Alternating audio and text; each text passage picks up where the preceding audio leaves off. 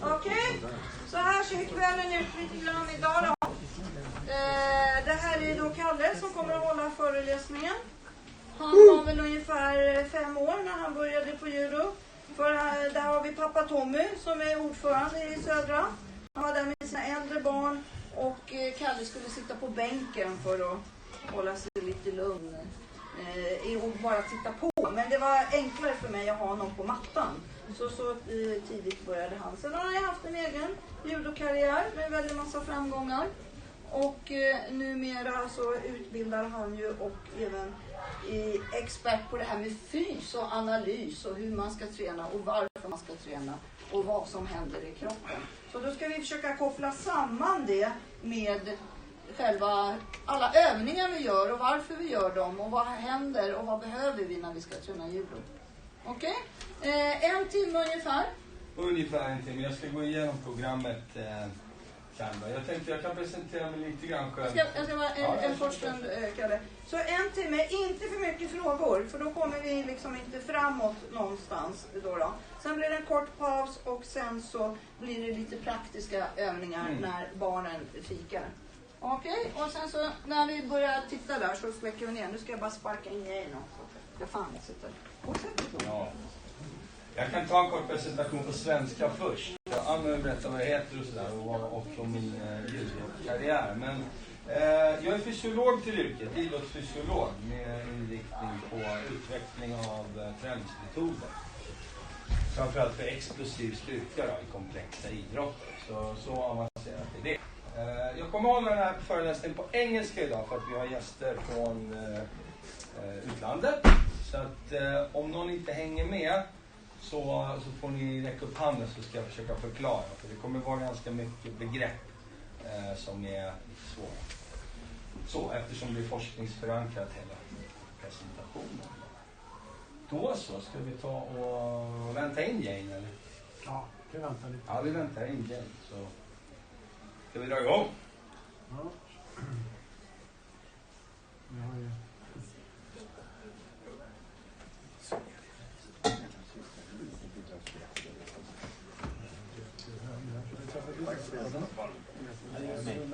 I år igen.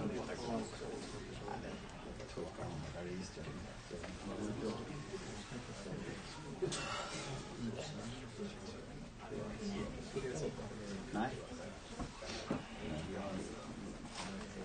Ta bort alla personer som borde ha.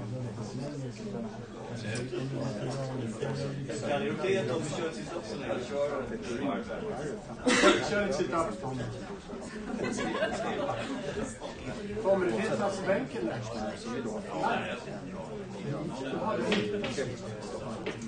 Då får vi 0. Då tar vi bara bort den. 16. Så dumt. Det är så dumt.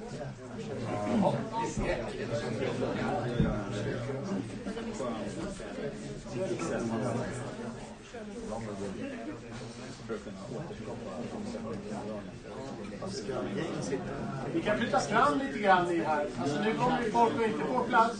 Så Rasmus, eller ni som sitter på golvet. Ni sitter på golvet kan komma fram. Så alla får fylla på lite på. Har vi ett stort gäng kanske eller?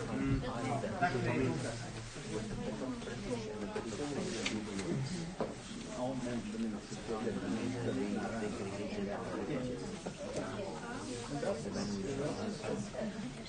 Thomas. Ingen aning? Ska vi köra eller? Ringa först. Jag kan köra igång men... Ja men vi kör igång då. Ja. Släcker ni lampan då?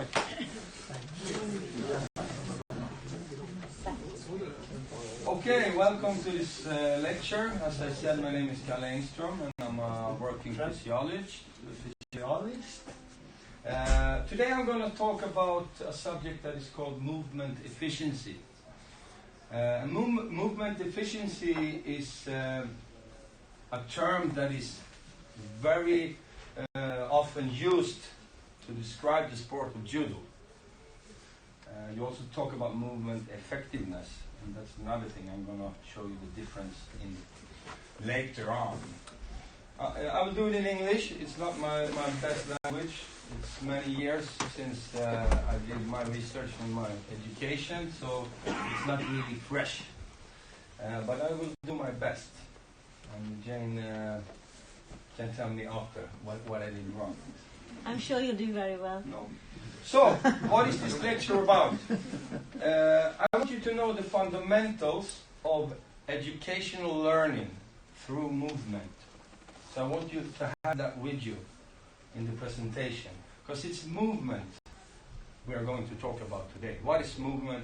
How can we make movement as efficient as possible?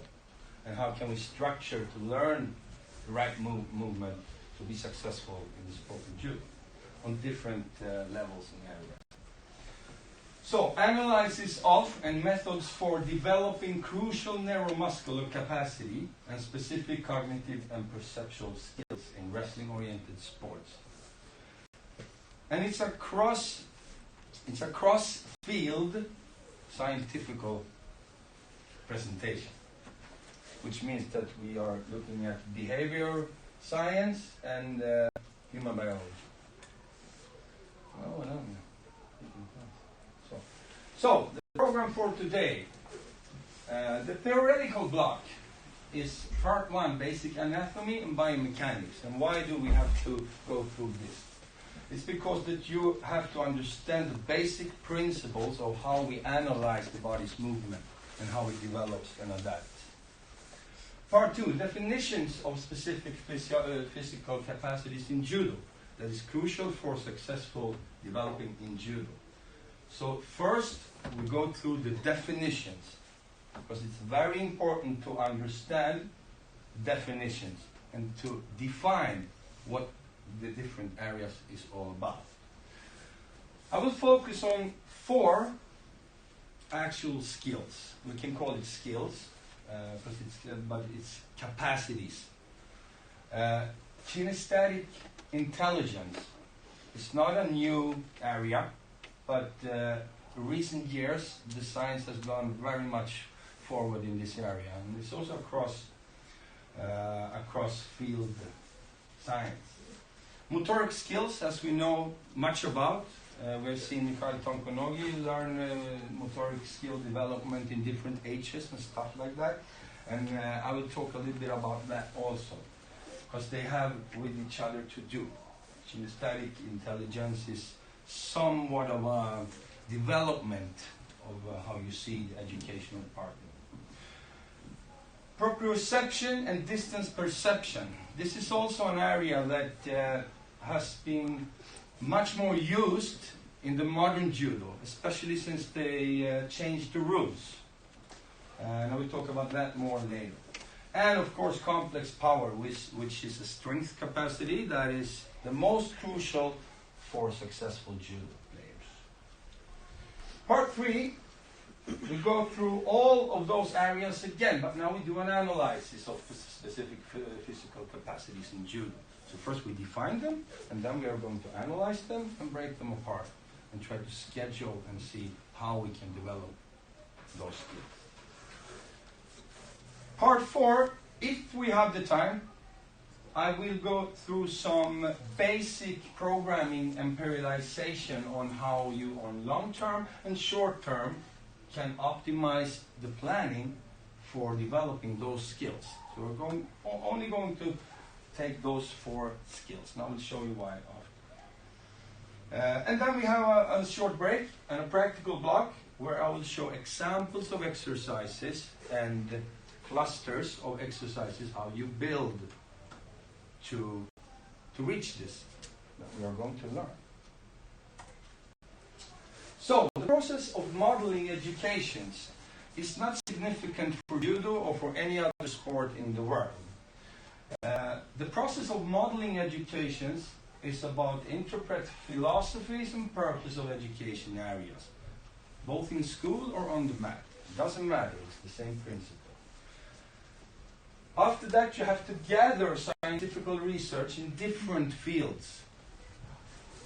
The next step in the pyramid is to filter the experience-based knowledge through field-crossing science. And the experience is you guys that sits here.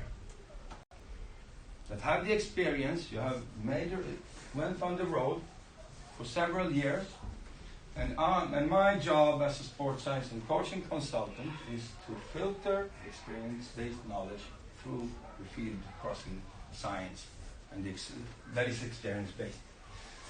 And the last step is, of course, to apply learning outcome, because it's the learning outcome that we are interested in, right? Always. What do we learn? What do we get out of it, of the program? Into structured models. And that's the last step that we're going to do. Part 1, basic anatomy and biomechanics. First of all, we are going to define what anatomy and biomechanics is. Judo is a very complex biomechanical sport, for start. One of the most biomechanical complex sports. So biomechanics is the science of movement of a living body, including how muscles, bones, tendons, and ligaments work together to produce movement. Anatomy, on the other side, is human anatomy, is the study of the structure of the human body and how the body parts are organized in order. And this is not to be mixed up with physiology, because physiology is the function of this. So first you map, and then you define, and then you see how the function works. And the movement, of course, is the outcome that comes on the other side, and that's the biomechanics. Talk about that later. So, how do we do for analyzing and categorizing the movement and start in the right corner? We have different planes of viewing the human body. And they're divided into what we call the sagittal plane. And that's when you look at a human body from the side, as you can see. The horizontal plane, you can look from up and down, or from down and up, if you have a camera example. Frontal plane is either if you look at the human being and analyze and study it from the front, or of course from the back. And then we have oblique planes. That's the diagonal chains. And this is in neuroscience, and in old too as well, you look a lot of this cross-stabilization movement. And why is the human body built like this? Like you can see the diagonals. Yeah, because otherwise we would move like this. But we move like this, right? So it's always a diagonally movement chain.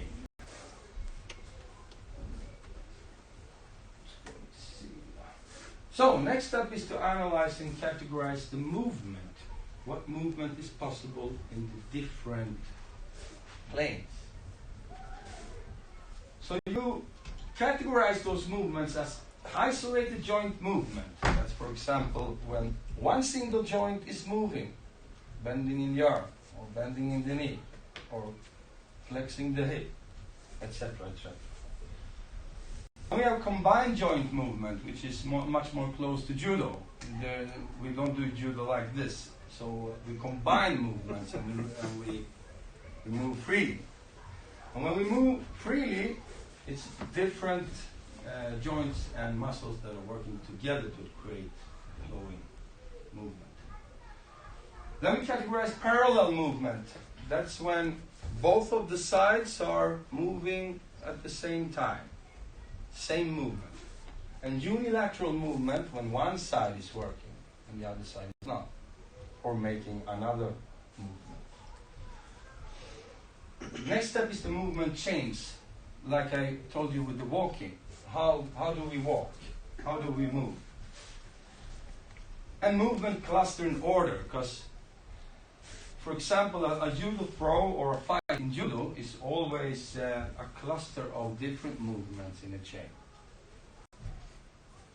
So we have different movement types, and we're just going to go through some of them. We're going to do more of it in the practical session on the mat because it's better to learn that way, my opinion.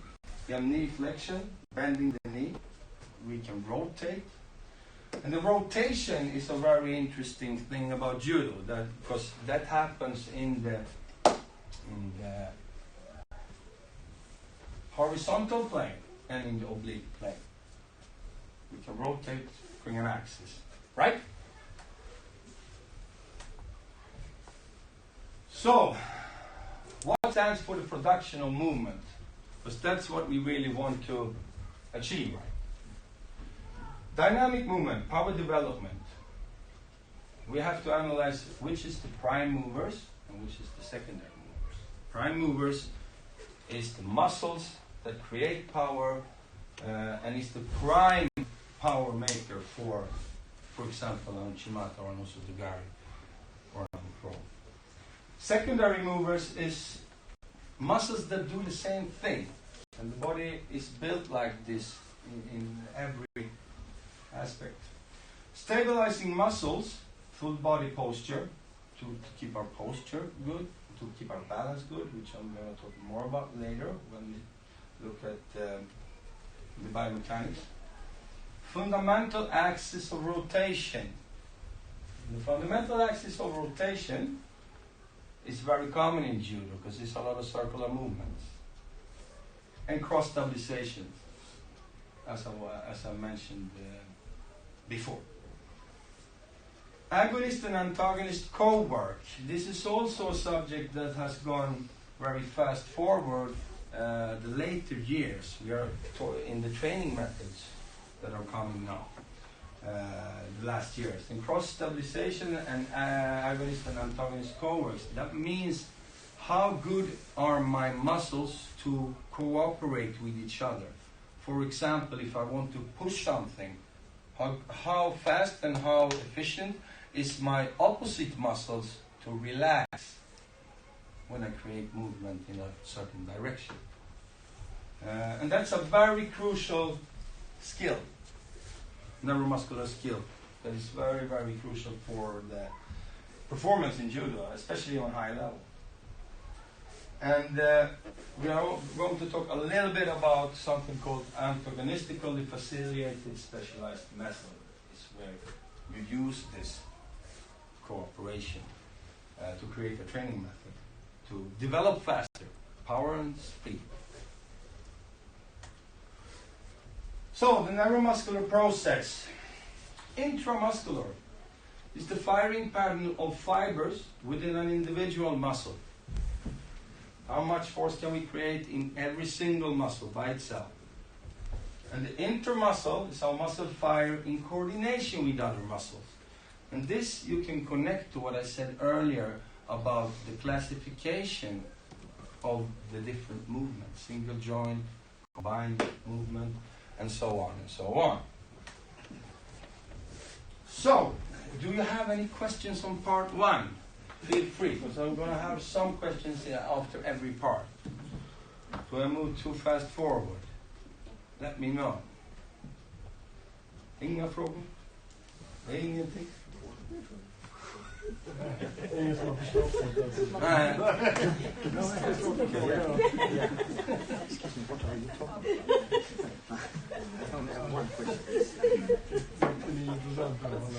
Jo då, nej, men ni kommer förstå. You're going to understand more when I close it up. So this is only strictly theoretical. And then we are going to the more applied part. Part two, as I mentioned, the definitions of specific physical capacities in judo. How do we define those? We start with the first one, which is very, very interesting from a lot of points of view. Kinesthetic intelligence. So what does the word kinesthetic means? It means movement, right? Kinesiologics, Victor? not so. So, the capacity of synesthetic intelligence is the ability to use one's body with great precision, helping to facilitate the implementation of our goals and personal objectives. Those with kinesthetic intelligence are able to use their body to move from intention to action. And this is very important that you understand. From intention to action. En fråga där bara. Ja. Har det någonting med muskelminne att göra? Yes, yes, it has with muscular memory to do. And I'm going to talk about that even more. Because a couple of years ago only we didn't think that muscular memory existed. Now we know that it does. So it goes forward all the time. So what does it mean then? To use the body to move from intention to action. That is actually what we want to learn to do on the mat, right? We get an impression, we process the impressions, and we react. That's what happens. And that's not a strictly physiological process. It's not a strictly neuromuscular process. I will show you science that proves this later on in the presentation, in the summary. Kinesthetic intelligence, the area or the theory was made by a great mind, Professor H. Gardner, in the 80s. And he was the one who found out about and reformed the 7 intellectuals. Before, we only measured intellectual with IQ. So Professor Gardner found out that that is not enough to define the intellectual as a phenomenon.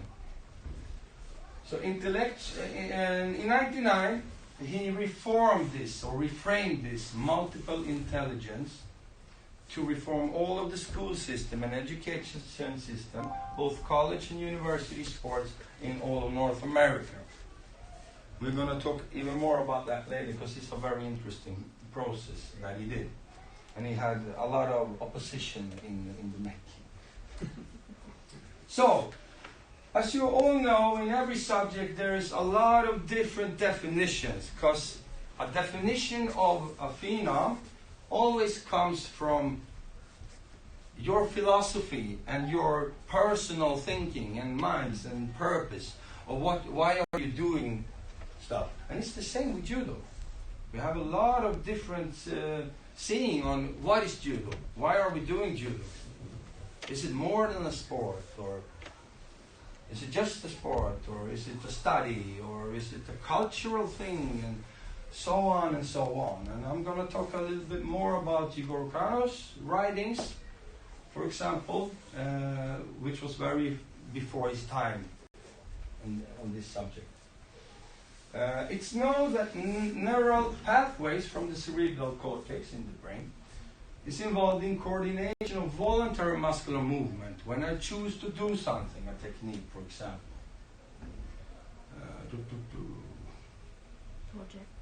But it's also known that it's involved in intellectual functions, how I proceed information, and can conceivably enable the skilled manipulation of ideas. I get an idea of a movement that I can do, that I think is going to have an effect on the situation, solving a problem. Not just the traditional control of motor functions, which we talk about when we talk about motoric skills, especially when we learn small children, motoric skills. So starts by the cerebral motor cortex, which is the one who puts the firing output and gets the muscle to create movement. In effect, it appears that we think kinesthetically. We are learning by doing stuff. We are learning by moving. And this is very important to understand. There is different kinds of intellectual that Professor Gardner spoke about and did his research on as well. So, on a more molar level, Then the central skill in bodily kinesthetic intelligence is the ability to imitate the movement of others. And that's another thing, because not the creativity gets away a little bit. Because Inlärningsprocess. yeah, learning process. And here we come to this subject that is called muscle memory. How do we create muscle memory? The scientists are not, they are not on the same path here at all. Some still believes that muscle memory doesn't exist. So it's always different kind of camps in science. And it provides the engine behind the capacity to imitate. So, what are the main components of kinesthetic intelligence? Or the core cognitive skills that you categorize? So, first of all, motor logic. It comprises the child's neuromuscular skills with regard to the articulation and ordering of movement. Which order do we do movement? As you remember, I was talking about cluster chains and movement chains. Putting together complex movement. What one could call the syntax of movement. That's the basic to order and structure in the brain. Kinesthetic memory is another category. It enables the child to think in terms of movement by mentally reconstructing muscular effort. And to do that, the child or the grown person as well, because recent science has shown that we can keep developing some of those skills even in grown age. The movement by mentality, reconstructing muscular effort. When I do a muscular effort, when I get tired, when I create power, when I create force, I will feel something inside. And I will respond to that feeling.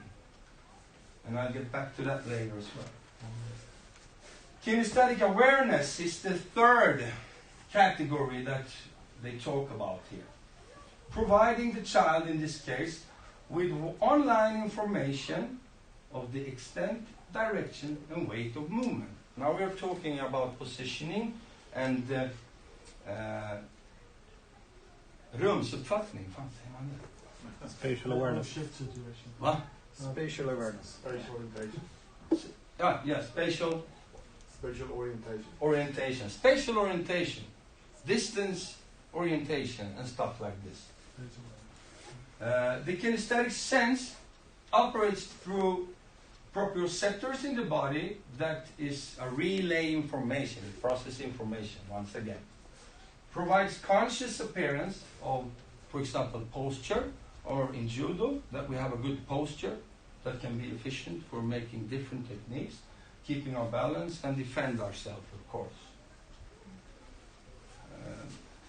But also movements, changes in the body equilibrium. Oh, I'm so not fresh in my English. As well as knowledge of resistance. For example, if I do a bench press, or if I do a squat, or if I do a throwing technique with resistance, all this will stick in the library. It will stick in the library, and you will pick it up and use it again when it's needed. Position and weight of objects, for example, an opponent, or a baseball bat. So different in different sports. So, kinesthetic intelligence. And now we come to an area that is very, very interesting, because we are going to go back a little bit in time and talk a little bit about how it became what it is today. And we are going to connect it to judo, because judo is one of the most kinesthetic intelligence sport in the world. So, it was a German researcher and a Swedish researcher, actually, that I hope some of you know about. They elaborated systems of gymnastics. Gymnastic exercises that were eventually adopted by school systems in Britain, in the United States, and first and foremost in Japan. There were non-competitive alternatives to modern sport. also flourished in Eastern Europe a lot, even in Russia, it spread to Russia. And what I'm talking about is, of course, the famous Heinrich Ling. Heinrich Ling is the father of the modern gymnastic movement. And he was also one of the great inspirers to another guy that we know for sure.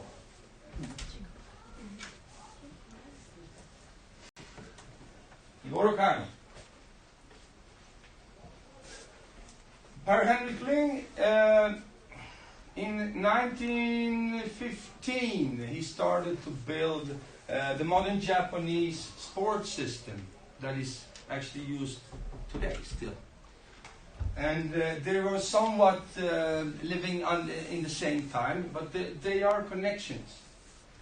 And I have studied some documents from the university in Tokyo, the sports university in Tokyo, and I've looked at some of the writings from 1938 that takes this up about movement and biomechanics and early stage, of course.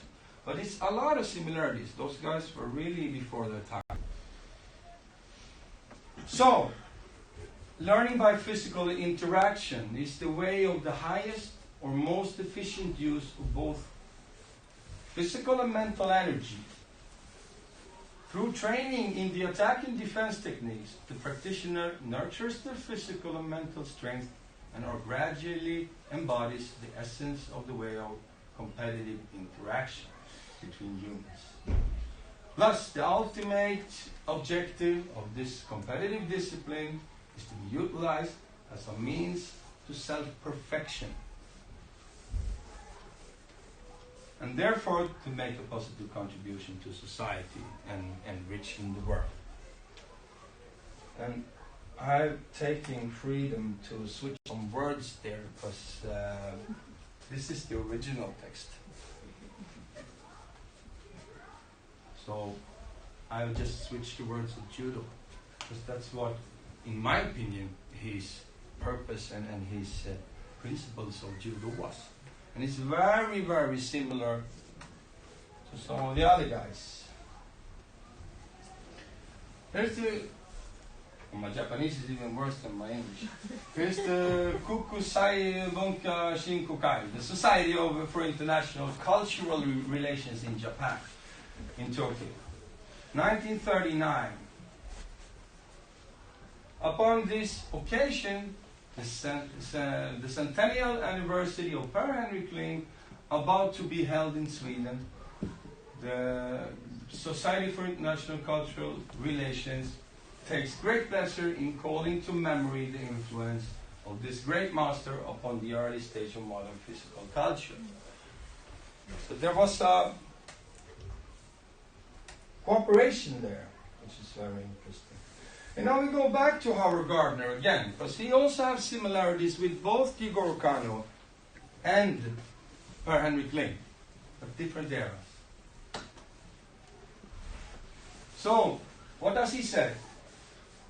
And I want you now, when I read this, I want you to try to see the similarities, that it is broader than just winning fights or becoming very good at doing techniques. It's a more holistic thing here. They're philosophists as well. I want my children to understand the world, but not just because the world is fascinating and the human mind is curious. I want them to understand it so that they will be positioned to make it a better place. Very close to a lot of the things that Igor Kano says. Knowledge is not the same as morality, but we need to understand if we are to avoid past mistakes and move to productive directions, in productive directions. An important part of that understanding is knowing how we are and what we can do ultimately.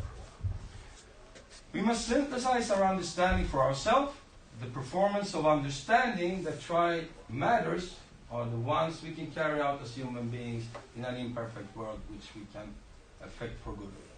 This is more philosophic, much more philosophic. But in his research, when he took the kinesthetic intelligence to the surface.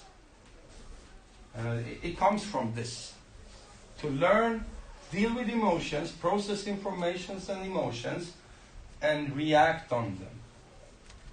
Express yourself through movement. So, back to kinesthetic intelligence. Bodily kinesthetic intelligence is the potential of using one's whole body or parts of the body to solve a problem. So you see the red tråd here. It is the ability to use mental abilities to coordinate bodily movements. Howard Gardner sees mental and physical activity as related. Always. Which there is science that proves. Spatial intelligence involves the potential to recognize and use patterns of wide space and more confined areas. And this is a little bit more what Jim was into with the muscle memory. So that's one of the parts in the brain that stands for muscle memory. So is there sufficient empirical evidence to support Howard Gardner's conceptualization? Because you have to be critical even when you're working with science. You always have to be critical. And it is like this. It is very hard to measure intelligence. It's very hard to get measuring methods to gather as much information as we need to finally say that is human biology statistically safe. But it's a cross science area.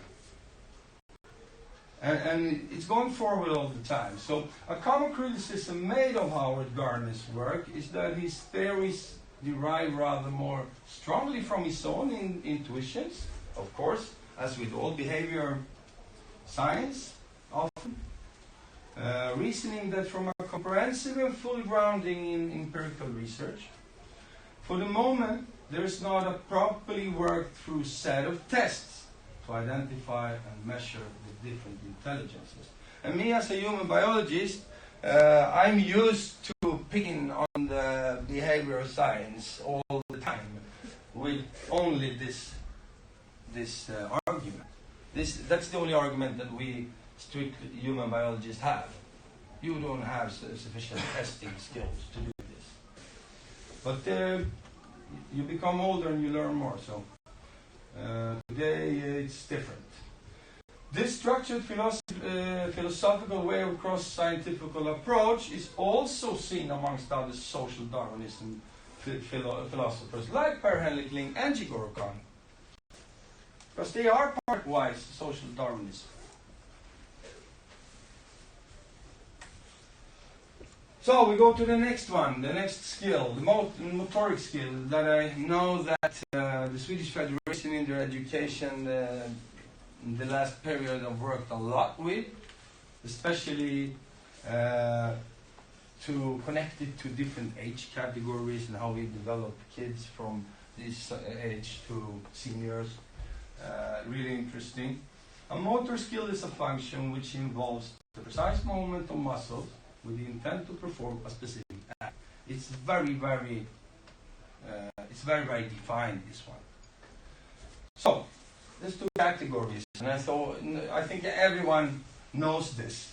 Fine motor skills. It requires the use of smaller muscle groups, for example, writing and small work with small muscle groups. Not so much power or force. With the wrist, hands and fingers, but even with the eyes and in the neck and some other muscle groups. Gross motor, eller grov motorik på svenska, requires the use of large muscle groups to perform tasks like walking, balancing and crawling in low ages. And locomotor skills such as running, jumping, sliding, swimming, doing judo.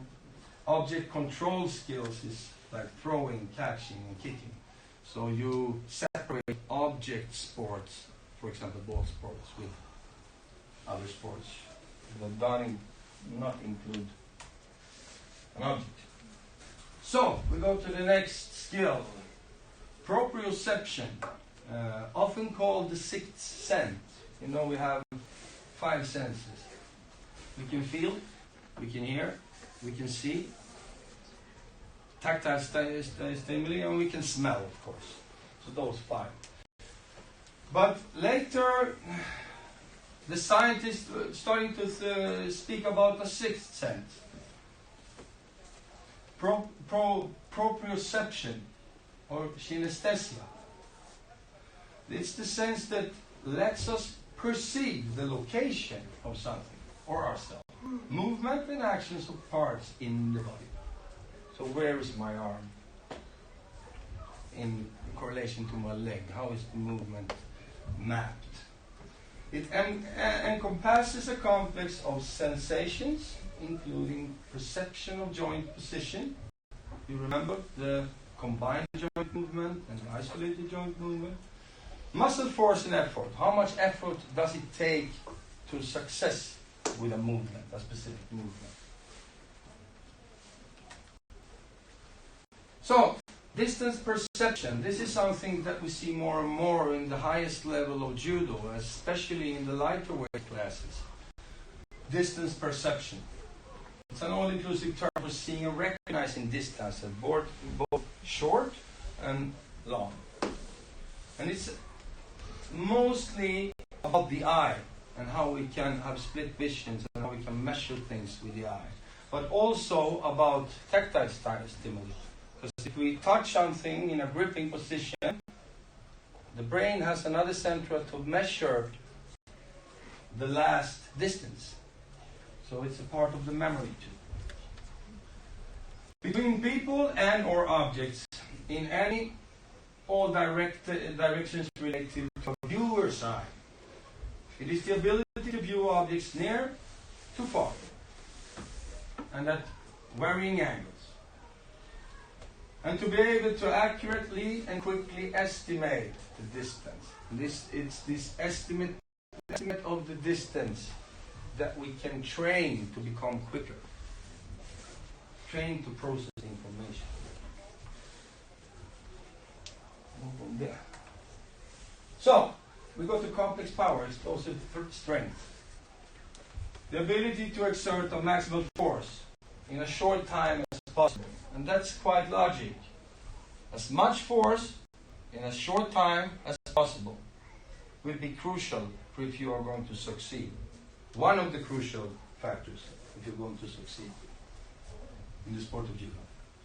As acceleration, jumping or throwing, while strength is the maximum force that you can apply against a load, power is proportional to the speed.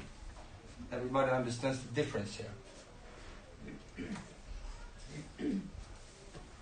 Another thing that we talk about recently is maximum strength capital. And there's a great researcher that is the father of periodization of sports. One of them. And his name is Tudor Bompa.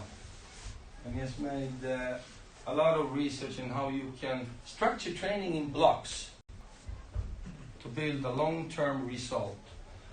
And not train everything mixed together, that in periods you train maybe very heavy strength training, and then you train fast training, but with lighter weights and lighter exercises on the mat, and so on and so on. So this is just to let you know that strength as a subject or as a capacity is an umbrella topic. And under that you can place all the other strength-related capacities. We'll get back to that later too. So, part 3. We are going to go into the analysis, and this is not as theoretical. We are now going to model and try to structure what we have learned. Is there any questions on the first theoretical part, the basic part? No? Glass club. So, we are now going to go through all those 4 skills or capacities from an analyzing view.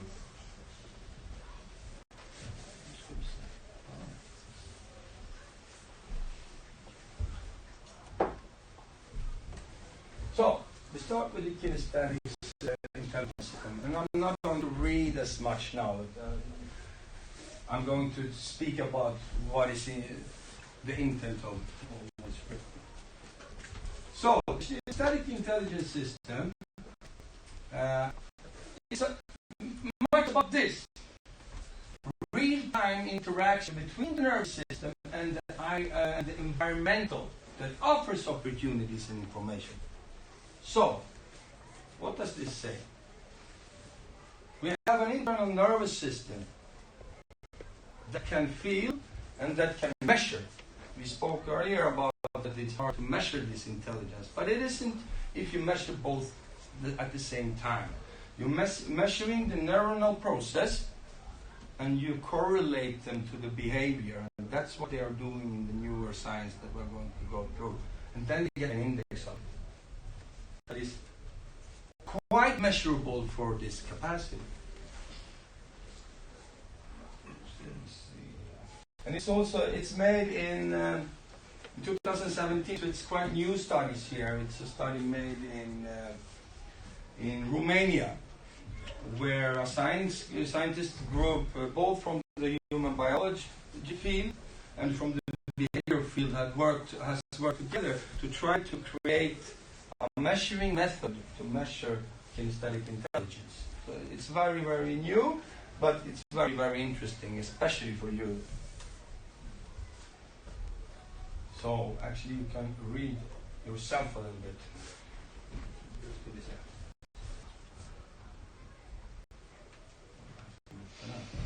Fetstill är borta in. Fetstill är borta. Jag har highlight. Yeah, it involves a form of conscious. This is the main point. It's a form of conscious dynamic processing of information. Now we get back to the processing of information, but that's the only thing that we can adapt to make that quicker. Process the information and react in a shorter amount of time and with greater precision. That's the two main parts. Yeah, that's a good question. Jim asked me if it's the same as reaction capacity, and it's not, because it's different. The reaction capacity is called latent reaction capacity, and that's reflective. That's only a nervous reflex. So if somebody do like this, they think with the eyes, for example. That's not an information processing exactly like this. The most interesting with your question is that you have seen in very, very high athletes, that is on very high world level and Olympic level, that they processed information through the brain is almost as quick as the reaction time, the latent reaction time. And then it's starting to get really bad as an opponent. So, let's go to the system. I have tried to make a model of the adaptation cycle, how we adapt to this depression. So we'll lead you through this, and here I want you to ask questions if you don't understand, because then we're going to lose you all the way. You understand? So, another word for kinesthetic intelligence, which is commonly used as well, is body intelligence. Eller rörelseintelligens på svenska, det har ni säkert hört. So body intelligence can be divided with sensitory system, and it's strictly physiological. It's neuromuscular, sensitory system. And that is divided into two, interoceptor and exteroceptive. Inter means that what I feel from inside my body, where is my center of gravitation, how is my balance, what does my muscle tension, what is my muscle tension. And that's this is a very interesting area, because before, for like 25-30 years ago, all physiologists, science, believed that the motor cortex is the centrum in the brain that starts movement and sends a signal to the muscle to react. Today we know that it's the opposite, and therefore you have started to grow in the area of this kinesthetic intelligence. Because we can see that we have organisms in the muscle cell and in the fascias of the muscle that first picks up information, sends it to the brain, that process it, make a decision and sends an order. So it's a body, mind, body, and not mind, body.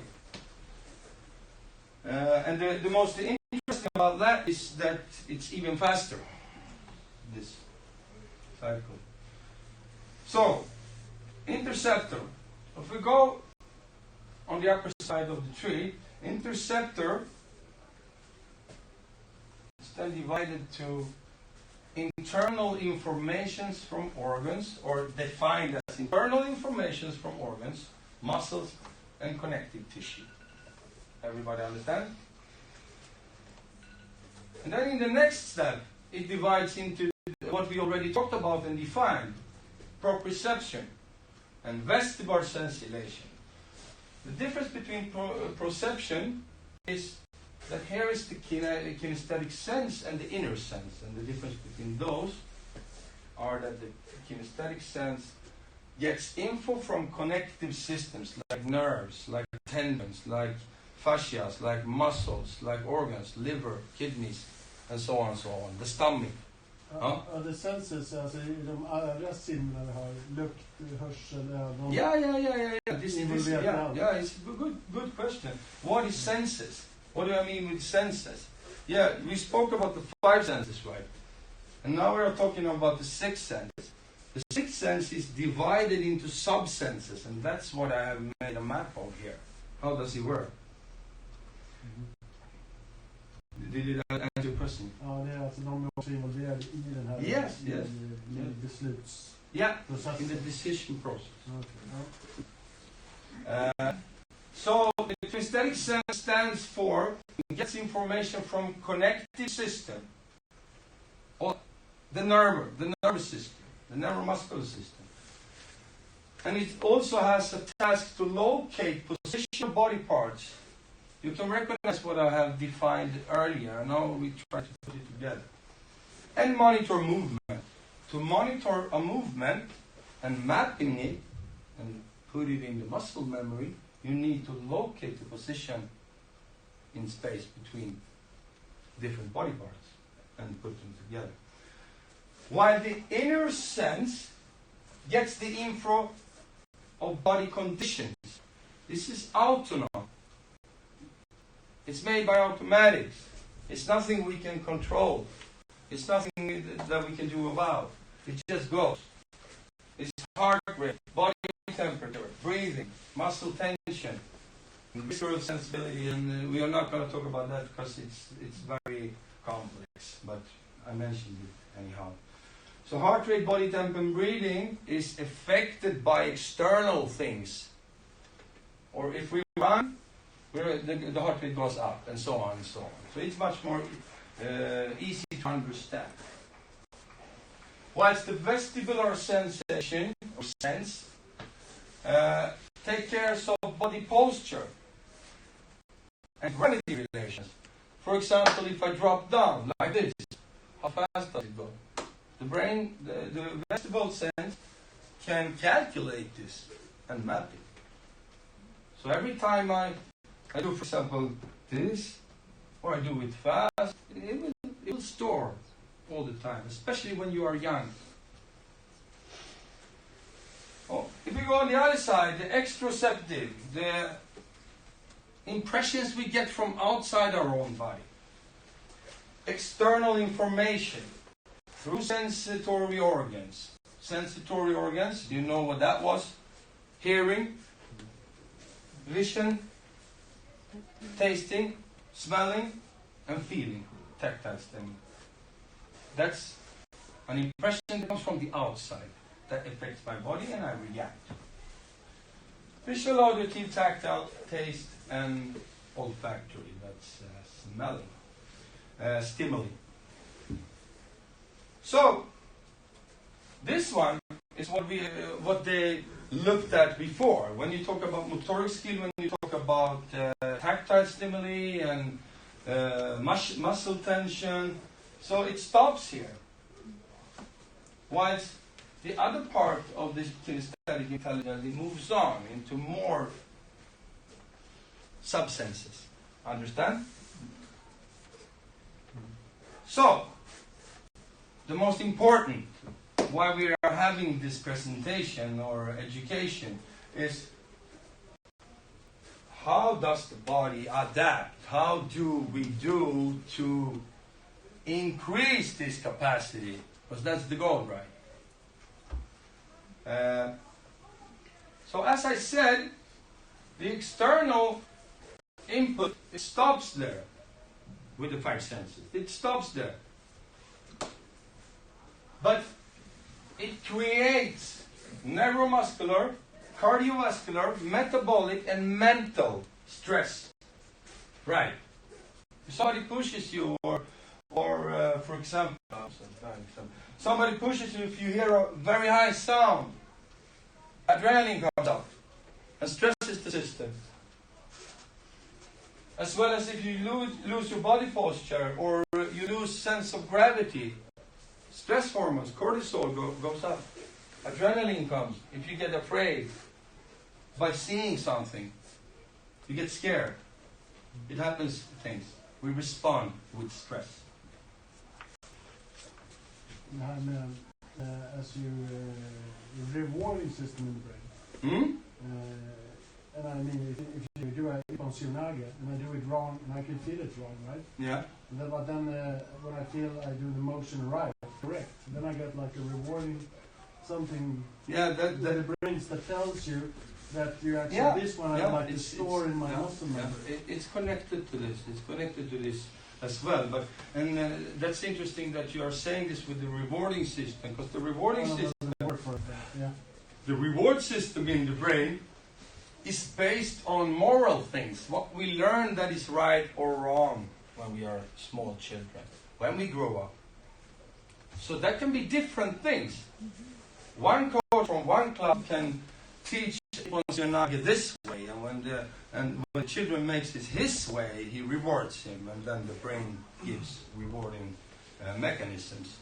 And another one makes it another way. So that's not constant. You understand? Ja, jag fattar. Men det är på den övre delen så att säga, det har inte i sinnena. No, it's on this side. Yeah. Of course.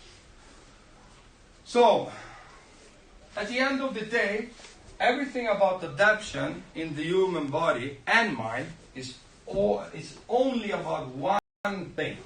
The human body and mind can only adapt and increase capacity by stress. Nothing else. There is no other things that can make the human body adapt and increase and develop. Stress is the key to development. So what happens then when we put stress on the system? What happens, of course, is that we adapt. And now I'm going to show what kind of adaptation is happening in the different steps of the sense or the capacity. First, kinesthetic sense. Adaptation is precision and speed. But kinesthetic sense gets more precise. We can make a technique much more precise. We know how it's going to feel, like you said, when you do an Ippon-Sunage. Correctly. From your coach. Or how the outcome of the technique. Yeah, of course the outcome is... If you tell me like, you do the Ippon-Sunage like this, and the outcome is useless, then I will probably adapt to the one that I feel is... And this is also very interesting, because what is the reward? Is the reward to feel that this technique was perfect, or is the reward to get a score? Or the coach said... Or the coach said, yeah, that was great, but it sucked, right? So what is the reward is the question. So precision and speed. We can make this happen much more fast, and that's what we see in the best athletes in different sports, that they are very fast to process this information. Sensitivity and control on the inner sense side. It gets more, it gets less sensitive You should have written that. The inner sense that stands for heart rate, body temp, breathing, muscle tension, and this autonomic stuff gets less sensitive. We don't get stressed as easy. The heart rate don't rise when we get scared or when we get a little bit tired. So we get less sensitive and we get more control of it. For example, if you adapt by increasing the inner sense, if the pulse goes up and you get tired, you can, for example, with your breathing and with your relaxation, get the tension down and lower the heart rate quicker. Things like that. And the last, body posture and gravity relation. We increase the center of gravity control. We learn where the center of gravity control is when we adapt by stressing the system and compensate. Which, of course, gives us better balance, because balance is a lot about controlling center of gravity, as you know. So, in the next step, because now we are in the cycle, back in the cycle, in the next step we have proprioception, precision and speed as well. It gets more precise and it gets more precise faster. Vestibular sensation, you understand what it was? Inter and intra perception. How can I explain that? What is the adaptation of the stress and compensation in the vestibular sensation? Yeah, you understand. Body posture and gravity relations. Body posture control. The vestibular sensation is the center that stands for this in the brain. Inter and intra perception gets more balance. We become better to we become better to know if it's an outside stimuli or inside stimuli. We get sharper on measuring this with our brain. You understand that? Okay. And the last one. Vill du fråga eller? And the last one, or the last, on the the lower half of the tree, the visual, auditive, tactile, taste, and smelling. Those 5 senses, what happens with them when we adapt to stress over time? Sensibility. They become more sensible, less sensible, more sensible. It's even so that they have seen indications that you can become better of smelling things, tasting things, hearing things, and even seeing things by adapting to this. All those researches are made on people that have sickness and diseases like on the eyes and ears and stuff like that. So it's not maybe not really relevant for sports with healthy people, but it's interesting. Okay, next adaptation step. Internal and external information. What happens with that? Both of them gets more precise, and we can process the information much, much faster. The last step before we close it together, interceptor, extrospective, external, more precise and faster. And as you can see, all this together will get the sensitory system to have greater sensibility and be more responsive. That's the outcome. The learning outcome of this process is that we get more responsive, we respond quicker. And then we see the result, that is increased impression of action process. Impression, processing, action. Impression, action. Which is one of the fundamentals in the game of judo, right? Yes. Any questions on the schedule? I have a question. I have 2 questions. First of all, you said that adaptation only takes place if there's stress applied. How about mental imagery? You mean mental, like visuals? Yeah, visualization. Visualization, visualization. I believe it can work as well, but my question is if it's not a stress as well, a form of stress. If you visualize something, you put pressure on some of the centers in the cortex and those processes. So I'm not really put into that. So with visualization, but I know it's a lot of cognitive behavioral science that is the ground for the evidence of this, which I'm not into. This is more human biology and neuromuscular.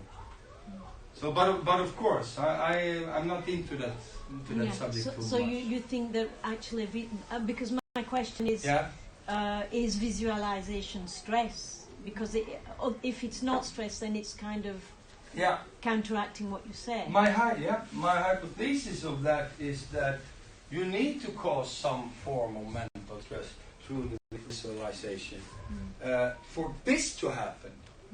But we have to have one thing clear about this. We only, today, 2020, we have only by research mapped and learned to understand about 50% of the brain's function.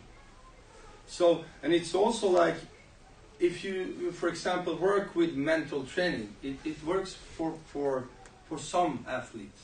It doesn't work for other athletes.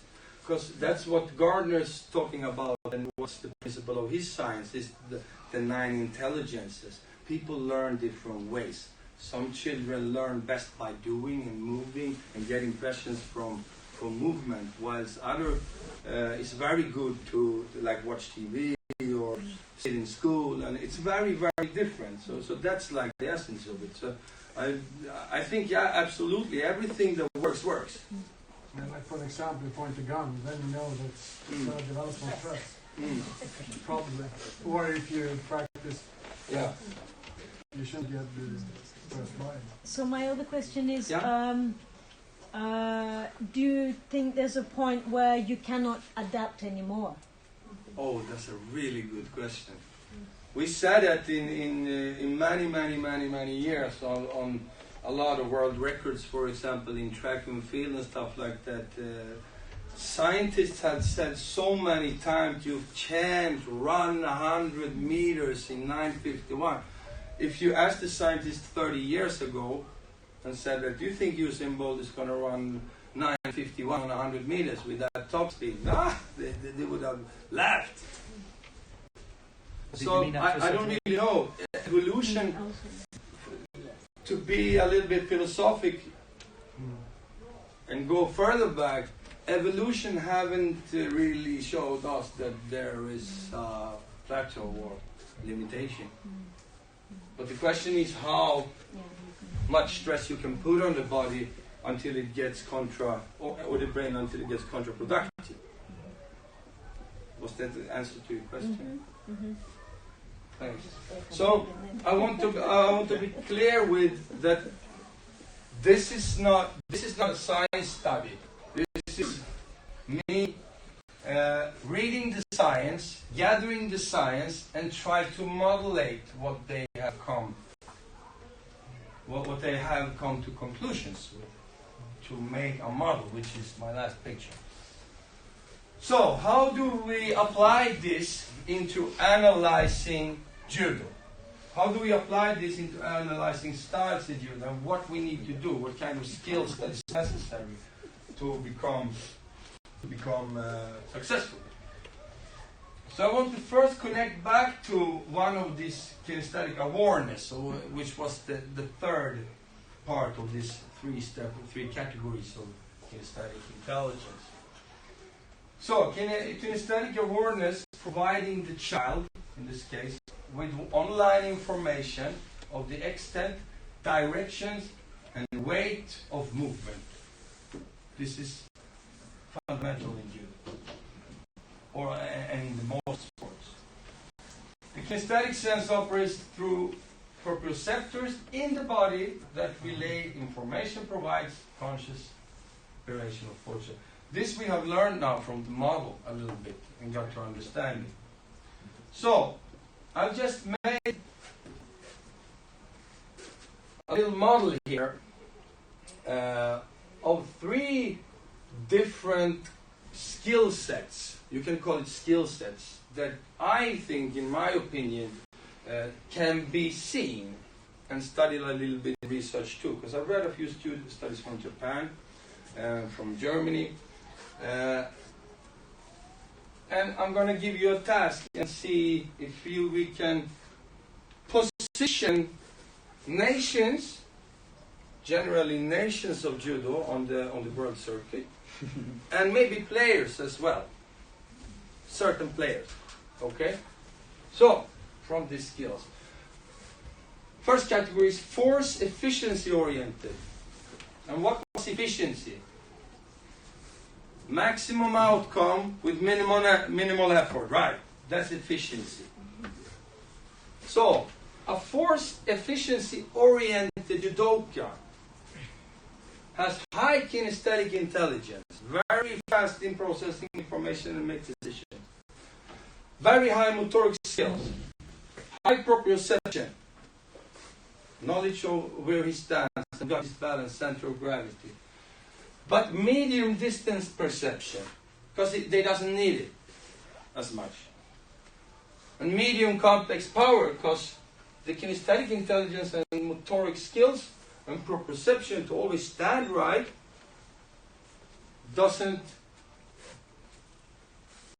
they don't need to have really good distance perception or complex power, but some of it as well. There's always a lower limit to everything. So, what is the outcome? They don't need so much tactical knowledge because they are technically much better and kinesthetically much better. And it's studies that shows that this group, quite big studies actually, from their own countries, they have significantly very low VO2 max, which is the conditioning, cardiovascular capacity. Do anybody know which nation I speak about mostly? Japan, of course. These big studies made in Japan on different athletes from different countries. And why do they don't have so good stamina? Why do they don't have so good respiratory system? And so on and so on. It's very easy because they throw everybody. And they changed the rules. Yeah. When someone throws them, they change the rules. Yeah, okay. Yeah, I don't know that. Okay. Japan, for example, but other technically motorically oriented countries. Kalle, I'm surprised about the low endurance VO2, low stamina, because, well, maybe it depends what you're measuring it against. Yeah, of course. But because of the way they train, you know, they do like a 3-hour training session daily, and also, well, if you know, in a competition, I would say that 4-minute fights are now more of a disadvantage to a Japanese player rather than an advantage. But that's because he's not as strong, kind of physically, but. I know exactly what you mean, and actually I had these studies as when I did my exam work many years ago. I had a lot of these studies as references and discussed in this paper how it comes, because they train very long hours, they have a lot of training volume, but the conclusion or the hypothesis of it is the intensity is very medium and flowing. Of course it's not low. Of course they don't have low. I'm not speaking about that this is like an old lady in the yeah. It's not like that. Yeah, it's lower than, yeah, okay. Yeah, it's lower. Yeah. In this measurement, they measured with French judoka. In that measurement, and Canadian judokas. In just that study that I can remember in my brain. And it was significantly lower than Western European and North American. So, but I don't think it's lower. I don't think it's lower than the Georgian national team, because they don't have any. They don't even have any like respiratory system. They only go on lactate and power. So they don't need to breathe. So, but you have to have in consideration that this is general. Of course, there is guys in the Japanese team that has very high endurance and low endurance, and in the other teams too. This is in general. Just so we can modeling something here. So, the next one, pace and rhythm oriented. They don't need so high kinesthetic intelligence actually, because they are based on pace and rhythm. They set the pace, they set the rhythm. And it's all about breaking the other rhythm. So they don't need to do real-time adaptations and react and process, because they have a system they work with. You understand what I mean there? The motoric skill, the motoric demands is not as high, of course, as in the first category. But they need a very high distance perception. Very high distance perception to not get caught in positions where they have lower motoric skills than the opponent. You understand how the game goes? Medium proprioception, of course, because they have like an automatic system that's built on frequency. And low to medium complex power, because they move a lot all the time. But of course they have significantly higher endurance. You see the balance here. And they also need to have very high tactical knowledge, because it's a destructive style. This is the Kumakata expert. Yeah, for example. Can anybody think of this is maybe harder to set nation. Everybody's so good at everything now, but if you see, there is some specific athletes. French. Korean athletes, absolutely. The thing about the Korean athletes is that they have very high kinesthetic intelligence. Very high. Because they have a system, but they can react very quick. So I wouldn't put them all the way here. But I will show you how you can measure in the model afterwards. But we have, for example, we have this girl from Argentina that has been very, very successful in the -48, Pareto. No, it's very hard to beat her because you don't get the chance to attack her, because she attacks all the time, from start to stop. Attack, attack, attack, attack. She has the highest attack frequency ever. So she ends up here. Then we look at the more Eastern European and strength-based. And here it becomes interesting, because to be power-based fighter and do tight power techniques where you are very close distance to the body demands very high kinesthetic intelligence. And especially the part of kinesthetic intelligence that is proprioception, balance, where you position your body, center of gravity. So it's very, very technically complex to be that kind of fighter, which is often a misunderstanding. If you look at this fighter and those fighters, the Japanese and maybe a Georgian fighter, it's quite similar. But the outcome, the outputs in style, visual style, is different. So they have, of course, low distance perception totally, because the aim is always to get very close, a close position. but very high complex power. They are very good at using cluster movements and movement chain and use. You remember when I told you about prime mover and secondary mover, additional mover, muscles that create force in the same movement. They are very good at connecting all the muscles that can contribute to the movement. You understand? So the tactical knowledge, it's a very aggressive style as well as the Japanese style, but it's quite low tactical knowledge because the tactics is to be force overcoming all the time. End up in positions where they can overcome by force. And they also have significantly low VO2 max or endurance. And here you actually know why, because the Russians have made a lot of research, and that's why they are mostly anaerobic, not aerobic. They are creating energy without oxygen. It's very. The intensity is so high that they are good at processing lactate in the body, alltså mjölksyra. So, in the reality, if it was like this, every coach would be fantastically fine with this. Yeah, we are meeting this guy, or we are meeting that guy, we are finding that guy. Of course, as you can see, most of the... In reality,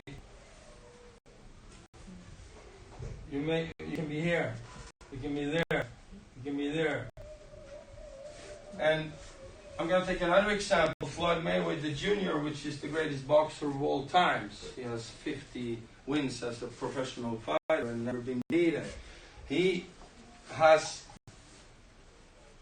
the capacity to move in these different areas depending on how the fight goes. And he won. So he can switch. And that's why he's the greatest of all time in boxing. So, can we think of some, Adam, du har you know a lot of competition judo. Can we think of some athletes and maybe place them somewhere here? How can we place different athletes here? Any suggestion? I can't think of Kim Jong-un next year. Yeah, the Korean 81 guy. Yeah, really. Or maybe Legal. French also. The last task is to use this model to see in age differences. When we speak about small kids when they start, 7, 8, 9 years old. How do they move in this process? Round and round, round. That's actually a good answer. Actually a good answer. What are we going to work with? Which skills? Because that is what the learning outcome is going to be with this presentation, right? As I mentioned before. What is the most important? Which end do we have to start in to get from A to B? Kom igen nu, är det någon som har några idéer? Which of these skills should we work with and when? If you say when the kid starts at 7, 8, 9 years old, and then in the puberty. Start with the most complex. Start with the most complex is not bad. Start with the most complex is not bad. And what is the most complex, you think? One that's most difficult to learn. That takes more time. Yeah, kinesthetic intelligence. Of course. And another interesting thing is this is a gathering topic that involves all those other things. Yeah, so then the body grows and the Yeah. muscles grows and Yeah. the body change. Yeah. So it goes a little bit like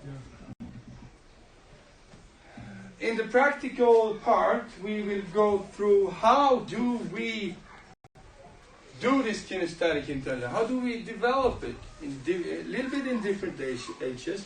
And I want you to have this with you, what I said in the model. What different parts of skills is kinesthetic intelligence built on. And you can remember external impressions, internal impressions, processing information, reaction and reaction time. 5 senses, you remember. Those pointers I want you to have with you on the map. But take them once again. We start with the 5 senses of impressions. External impressions from the outside of the body. And the internal impressions, processing information and solving a problem. That's clear? Yes. Good. So, take a break. Thank you.